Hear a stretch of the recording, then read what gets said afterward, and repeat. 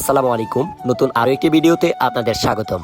আজকে ইফতারের পরপর চলে যাচ্ছি বন্ধুর রাকিবের দাওয়াতে। আর রাকিবের দাওয়াত ছিল তাদের একটি নতুন দোকান বলতে একটি মেইল আর কি, যেটা সমিল, যেখানে কাঠ ছিড়ানো হয়, মানে গাছ থেকে যে কাঠ বানানো হয় সেই কাঠ ছিড়ানোর মেশিন সমিল, সেটা উদ্বোধন করবে। যাই হোক, আমরা চলে গেলাম সেখানে। যাওয়ার পরে সেখানে দেখতে পেলাম অনেক মানুষজন সেখানে বসে আছে, বিশেষ করে নোয়া বাজারের সম্মানিত ব্যবসায়িক বৃন্দ অনেকেই সেখানে উপস্থিত আছে। তো যাওয়ার পরে সেখানে যেহেতু ইফতারের পরে আজকে ইফতারটাও একটু বেশি হয়েছে, ক্লান্ত হয়ে বসার জায়গা পাচ্ছিলাম না, তাই গাছের উপরেই বসে গিয়েছিলাম।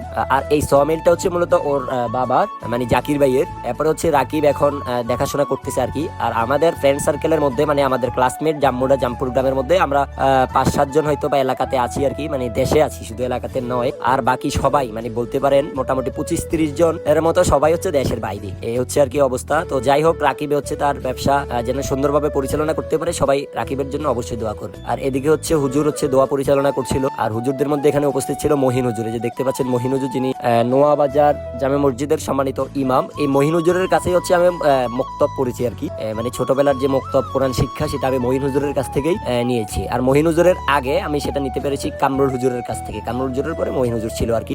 এরপরে সেখানে উপস্থিত ছিল আজকে দক্ষিণপাড়া জামে মসজিদের সম্মানিত খতিব।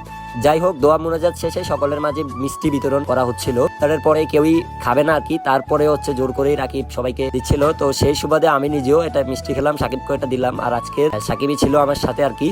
আর ওদের এই যে মেলটা হচ্ছে মূলত ঢাকা চট্টগ্রাম মহাসড়কের পাশেই, মানে ঢাকা চট্টগ্রাম মহাসড়কের পূর্ব পাশেই অবস্থিত ইউনিয়ন পরিষদ, কালিকাপুর ইউনিয়ন পরিষদের সামনে। কালিকাপুর ইউনিয়ন পরিষদের রাস্তা দিয়ে ঢুকার সময় হাতের বাঁ পাশেই চোখে পড়বে এই সমিলটি। মানে এই সমিলটি এর আগে ছিল কালিকাপুর ইউনিয়ন পরিষদের পেছনে, মানে সোনালী ব্যাংকের সামনে দিয়ে যে গল্লিটা ছিল সেটা দিয়ে যাওয়া লাগতো। পরবর্তীতে ওখানে যাতায়াতের অসুবিধা হতো, যাতায়াতের সুবিধার্থে ওরা এখন হাইওয়ে রোডের পাশে একেবারে স্থায়ীভাবে এই মেশিনটি বসিয়েছে। যাই হোক, ওনাদের এই ব্যবসায়ের জন্য সবাই দোয়া করবেন। পাশাপাশি হচ্ছে আমি আপনাদেরকে এই মানে এই সমিলে কি ধরনের গাছ কাটা হয়, কি ধরনের গাছ ছিড়িয়ে কি ধরনের কাঠ বানানো হয়, সকল কিছু রাকিবের মুখ থেকে আমরা অন্য একটা ভিডিওতে শুনবো ইনশাল্লাহ। তো সবাই রাকিবের জন্য দোয়া করবেন, ওদের এই ব্যবসার জন্য দোয়া করবেন। আল্লাহ পাক যেন ওদের এই ব্যবসার মধ্যে বারাকা দান করে। যাই হোক দর্শক, আজ এই পর্যন্তই। দেখা হবে নতুন কোনো ভিডিওতে। সবাই ভালো থাকবেন। খোদা হাফেজ। আসসালামু আলাইকুম ওয়া রাহমাতুল্লাহ।